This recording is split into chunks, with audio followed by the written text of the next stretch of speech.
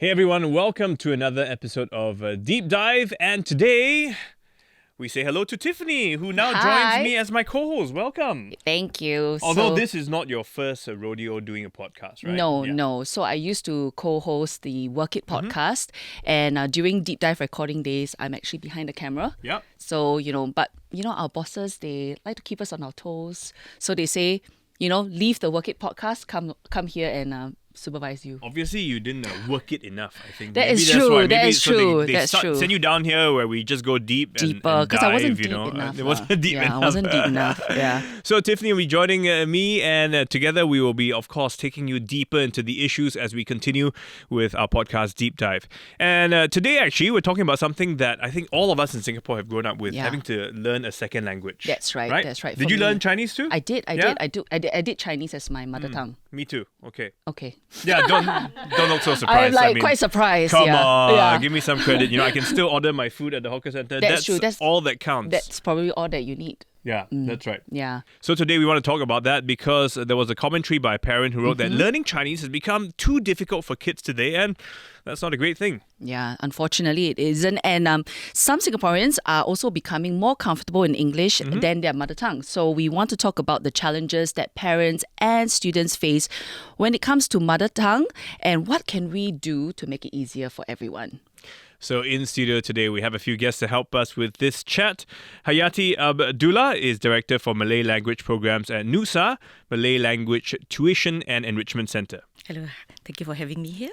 And also Dr Tan Ee Ling, a writer, communication specialist, and she also runs the Chinese online bookstore, Shiawase Books. Yes. Yeah? Hello.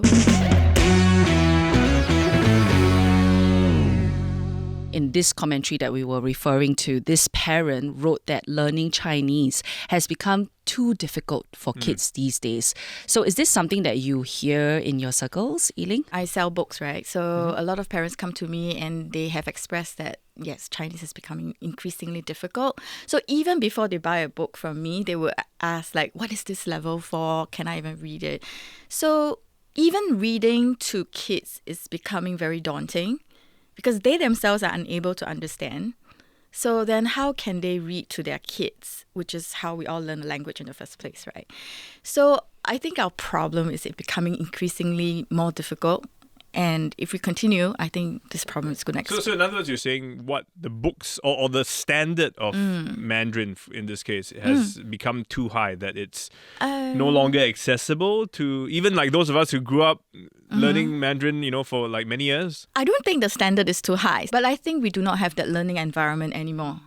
So a lot of us go through 10 years of Chinese education, and then we barely speak, we barely read. So we're just learning it for school to take the exam, then after exams are done, poof. Yeah, like you said, you just wanted to, you so long as you can buy something, in fact, you can just point, like Thai fan, you can just point. Yeah, but what's wrong with that? That's true, you just point, you and don't even have to say anything. There's no problem with that. Isn't it all about communication? At the end of the day, whether it's Mandarin, Malay, any language, I want to be able to go around and make sure people understand what I'm saying and be able to, get things done. But it's not just also with, among us Chinese as well. Even in the Malay circles, do you also see that there is also a problem? It is getting harder for our students, but it is not like what Ee Ling said, because the language itself has become harder, but it's more of their own ability level, which is because of the lack of exposure to the language. So it's difficult for our children because they are not exposed to the language as much as compared to us. And that is partly because we ourselves are speaking less of the language at home. So we are part of the problem as well. Yeah, so it comes down to the parents. Yeah. So obviously, I admit in my family we only speak English. I can't for the life of me speak Mandarin to my kids. Do you try and do this dual language thing? Yeah, like one parent, one language, right? Yeah, so we do two languages at home. So my husband speaks to the kids in Mandarin, and then I speak to them in English.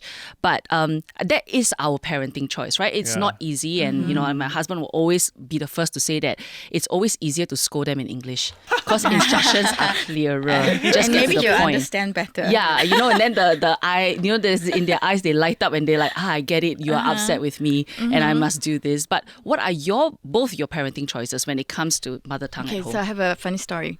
My elder daughter, was born in the US and she only came back when she was about 3 years old. So when she was in the US, we only exclusively spoke to her in Chinese. Okay. So to the point where when she was at the playground, she would say the other people are speaking funny. Oh. Because she's like, I don't know what they're talking about because they're all speaking English. So she only knew Chinese. When she came back to Singapore, within half a year, she only spoke English. Yeah. Okay. So the environment is so important. So, we keep saying that maybe it's the parents we have to speak more, but I think it goes beyond that. I think just parents speaking to them is not enough. Yeah. Because I think I'm quite a tiger mom when it comes to pushing Chinese. I mean, I have a Chinese bookstore, right? So my kids never knew that there are English radio stations until last year. Until last year? Yes. How old are your kids? My kids are 11 and 13 because all the radio stations in our car are Chinese stations. Wow. Right. So I blast Chinese music at home, in the car. Do they think Singapore is like this? Yeah, they think that radio stations are exclusively for Chinese Right. music. So, Okay. I mean, I think I'm quite extreme and I push them whenever I can. We have lots But of Chinese books. Actually, but why do that? Why push them so hard? because to I be really so... want them to grow up with their mother tongue. I think it's a personal choice. Why? I love Chinese. But because in the myself. real world, English Yeah. is the main language. In the working world, especially. Yes, so it's more for a cultural Yeah. thing. So because I think personally, even when I was in the US, I was there for 15 years. So I find myself gravitating towards Chinese because it really was my mother tongue. Yeah. So when I'm back here, I wanted my children to learn it, but my children's Chinese. Okay, it's not very good. Not very good. I will say this on the podcast. They know it. Yeah, so I tell this to all my customers too. Even for me, my children's Chinese are okay. Yeah. When I was a kid, my parents put me in a Chinese school, primary school. I learned Chinese and English as first language for the first few years. But all that happened was I went there, and who are my friends? Only the guys who speak English, right? Because I didn't want to hang out with the kids who speak Chinese, obviously. Right. So it didn't quite work in that sense. Do you speak to your kids in Malay at home? I would say I'm not a purist where I will only speak in Malay, my husband only speak English. No, it's not that. We both speak in both languages. But and it's true, even among I have 5 kids, so even among my children, every one of them have different language ability for mother tongue. So it could be that my eldest is strongest in Malay. Maybe at that time I am very conscious about using the language. But I think for now we are quite relaxed.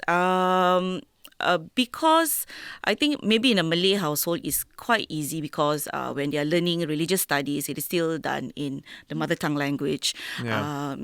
Being with family where the elderly do still speak a lot in the mother tongue. I don't go out of my way to push the I just thought language she to them. brought in a good point, because if your grandparents, for example, only speak that language, and as grandchildren, you want to communicate with them. So there is an incentive, Correct. Whereas now, unfortunately, the incentive seems to be exams. Yeah. Or the disincentive. I'm only learning to take this exam so that I can pass it and move on with life, Yeah. I mean, I must admit that for us, we only do this dual language thing because my in-laws speak predominantly in Mandarin. So for the grandkids to communicate to the grandparents, that's the only language that they can use. But I think for most people, it will just be like what Steve said, just get across the line, right?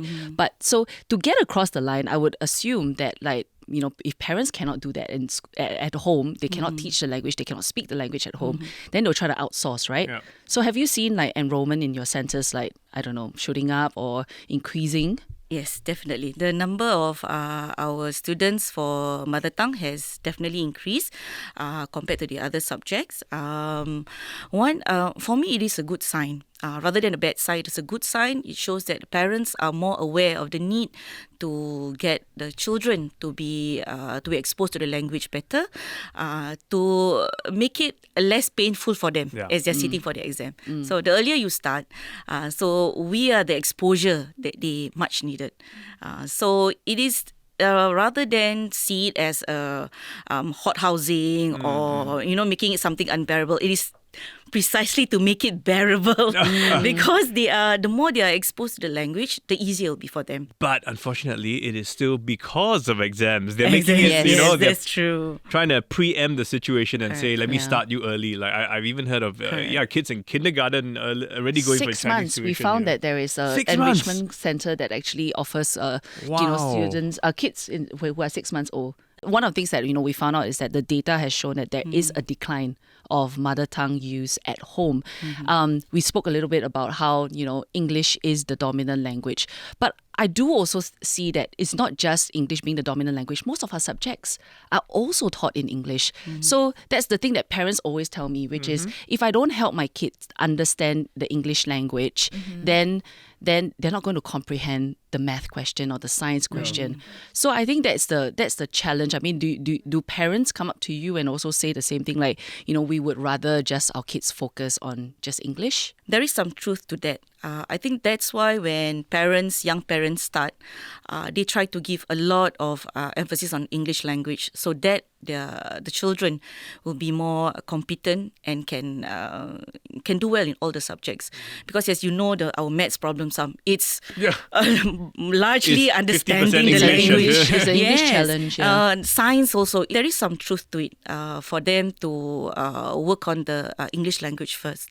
But that's why for mother tongue, you can see that in MOE, SEAB, they have gone towards, making what we are learning, what is being tested, so to say, it is something that you need in our daily life. It is not just a language, learning language, but something which is dead. So for example, I always tell my students, when we are learning Malay, I'm actually helping you to learn for your English also, because we Okay. are practically discussing the same themes. For example, for my secondary school kids, we are learning about environment. It's the same theme. I also show my students your podcast or your documentaries. So when we show them, we are doing the content is important. Yeah. So I'm giving you the Malay vocab for it, but at the same time, you are also learning this for your English, for your GP. Right. So it's they need to know that the language is something that is relevant in today's world, and also relevant, important to keep our culture going. I think that's a good approach to take, where now you're learning the language because, you're trying to make it relevant to real life, to what's happening in the world. And yes, languages do help you understand things from a different point of view. And culturally, sometimes there are certain sensitivities where certain things are described a certain way. So knowing another language is very important. But at the same time, what we have now is a lot of our language, second language, is geared towards just for the exam. I mean, I look at some of the things the kids were learning. I'm thinking, why do they need to learn that? When you're in the real world working, it's more about communication and being able to, talk about and explain what it is you need to explain, right?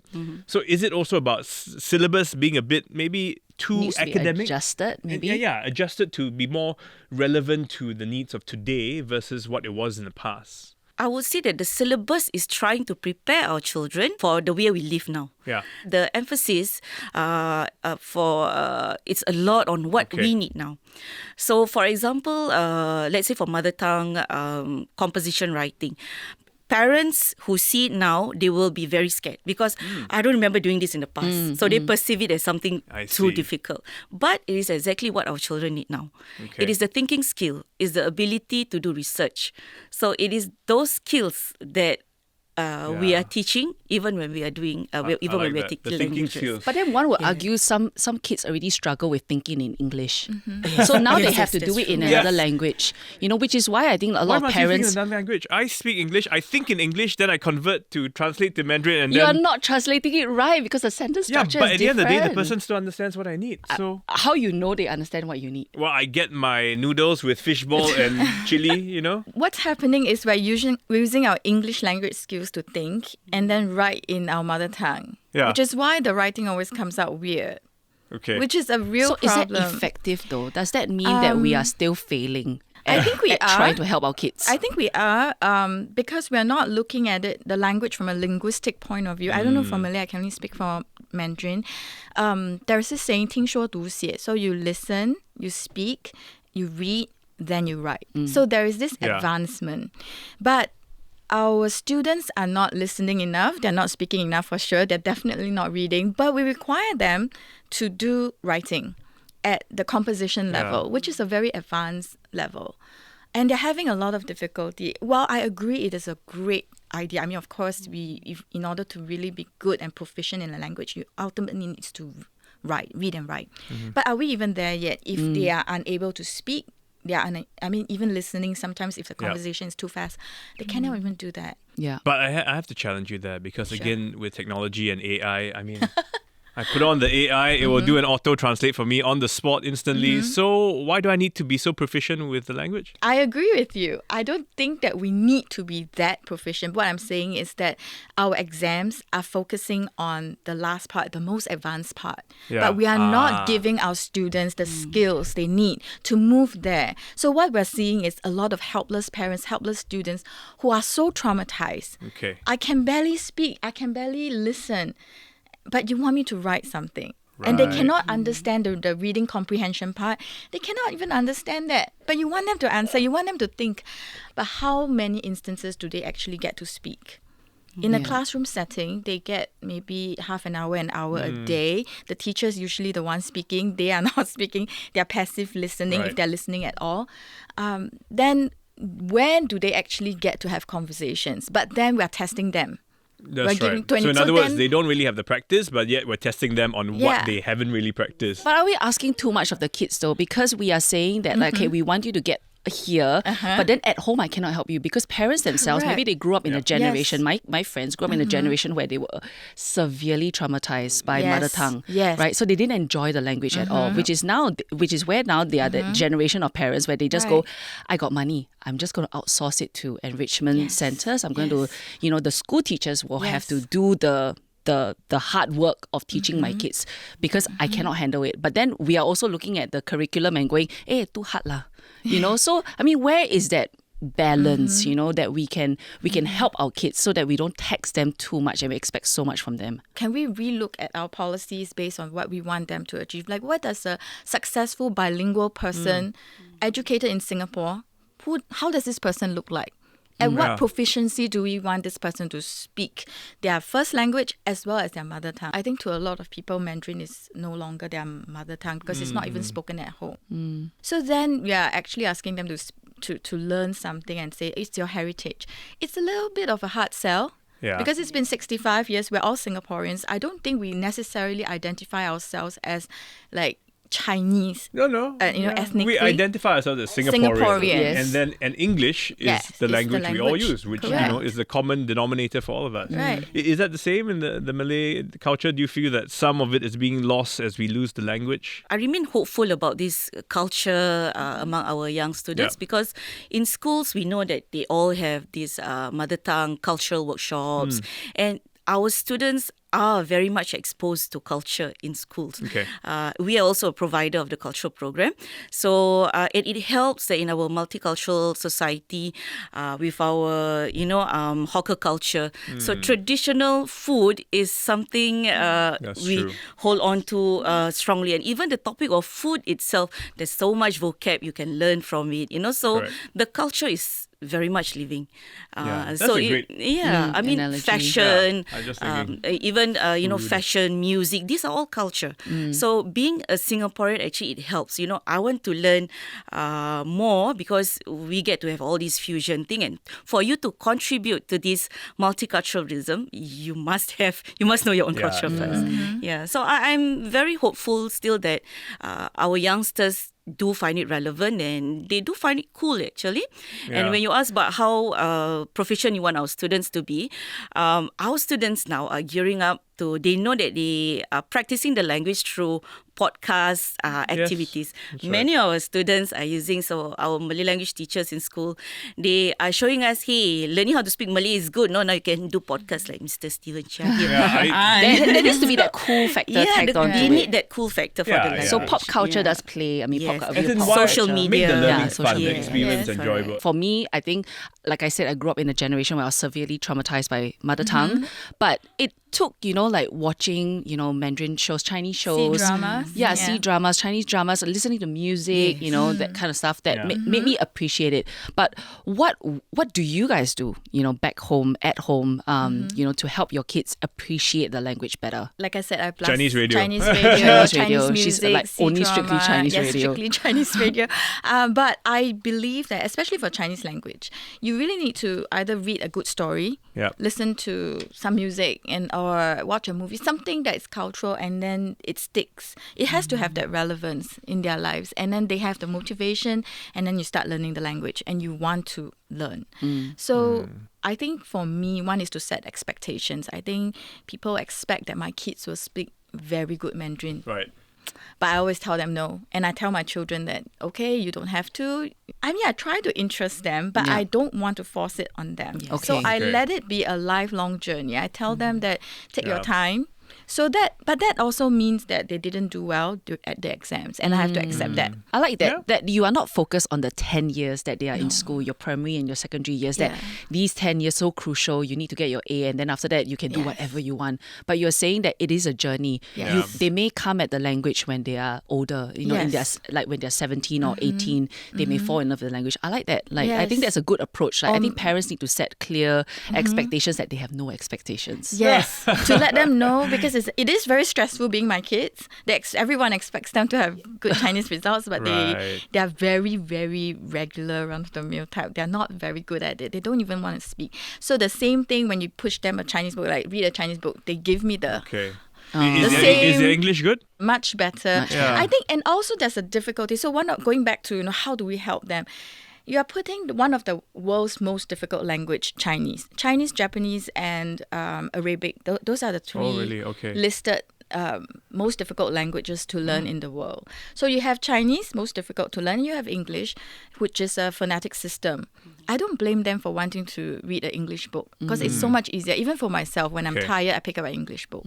So if you have a student where you are learning, a phonetic system, and then you're learning this Chinese, which requires you memorizing at least 2,000 unique characters before you can read a short paragraph independently. Wow. Okay. Like, if you consider this, they will not, I did the math, you cannot read a book on your own until you're about primary 5. Okay. So I think it is very discouraging for students. Whereas on one hand, by primary 5, some students can read Harry Potter. They are moving on to very interesting books. And then for Chinese books, they can barely even, read about the animals in but the that forest. one you can't do anything about. That's the way the language has been created. Correct. And the Yes. foundation. It just takes time. Yes, but I Yeah. think we need to recognize that. So parents, I tell them when they come to my bookstore and they say, I want to buy a book. How old are your kids? 7, 6 years old, 5 years old. I said, is someone reading to them? Yeah. Because No, it is not. because I cannot read Okay. Chinese. Then that's your answer there, right? Yeah. And so that's the other problem I'm trying to solve. Maybe I can read it and then make it into a podcast or Right, something, right. and then the parents can let the kids listen to it. Audiobooks might work. But I think parents need to know this, because every time I tell our parents that, their eyes light up like, oh, so my kids are not falling behind because they cannot read. But then they're at P5, they cannot read. But then P6, they have to go for PSLE. Yeah. Yeah. I mean, that is part of the anxiety that parents are experiencing when yeah. it comes to Chinese. So Okay. that's when they send, you have no choice. You have to send them for tuition. You have to bump up All their right. grades. Would you say Malay is a bit easier, or is it just as difficult for the kids? Definitely easier, I think, if Yeah. compared Yeah. to You don't need how many thousand, Mandarin. right? Yes. you can definitely read the words, and but I guess the challenge for our students now is vocab. They can read, of course, they can sound it Yeah. out, but they do not understand the meaning. Hmm. So my advice is parents need to understand and to empathize with the student, Okay. with the children lah. Understand that it's difficult. So that's where, as teachers, we facilitate to them. We know. You mentioned about childhood trauma, where in the past, I think our teachers' way is you can only speak that language in class. If you speak English, you'll be. Or is what is it? Chinese speaking week or Malay speaking week, right? yeah. So- You can only bring a punished, book, yeah. Yes, if you speak dual language. But that's where we meet our students. We Yeah. know it's difficult for them. So yes, I do my job of introducing the vocab to them. I'm basically a translating app Yep. for them. Of course, there's dictionary, there's apps, but they will not do it if, it's not something pleasant for you to do yourself.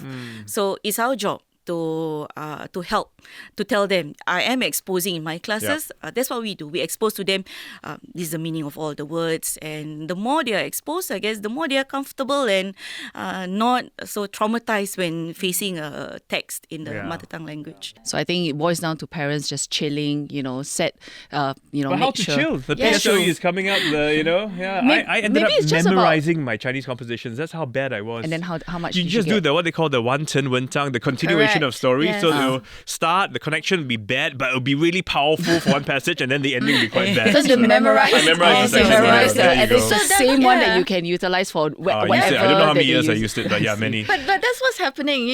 We get a lot of students who can get A's, who can get A1s, but then they cannot speak, they cannot use it.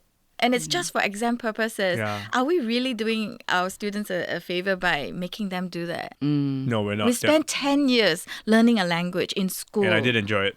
Yeah. And now I feel I don't need it, to be Yeah. honest. I think with technology and all that, I've got enough. If I need to, I just check online and I'm good to go. I definitely learn a lot because I have very young kids. Yes. So I'm looking forward right now and just thinking to myself, okay, at which point do I start panicking? From now onwards, all the radio stations in the car, Yeah. only Chinese. only Chinese, Chinese yes. podcasts. At So home, that you will watch be TV, not our podcast. Netflix, you switch to the Chinese audio, the Chinese. They do actually. you So can they watch watch Peppa it. Pig in Mandarin. Chinese. Yeah, Yes. yeah. I sometimes make them do that. Yeah. Just to, Yeah. Okay, because otherwise, Chinese is hard. You can say It's really it's tough. the phonetics ma, like ma Very is good. horse, then ma is Yes. mother, Yeah, then that's true, ma that's so, true. is so bull, even right? if you recognize a word, you might not be able to pronounce it. Even if you can pronounce it, you might not even know its meaning. Exactly. Yes, that's true. Yeah. Okay. On that note, thank you so much for coming, sharing these thoughts with us. If you guys have, especially folks, if you have kids at home, I know you are struggling with this, 2 young kids, preparing for the exams. How do you feel about this whole second language thing and the struggles that you have?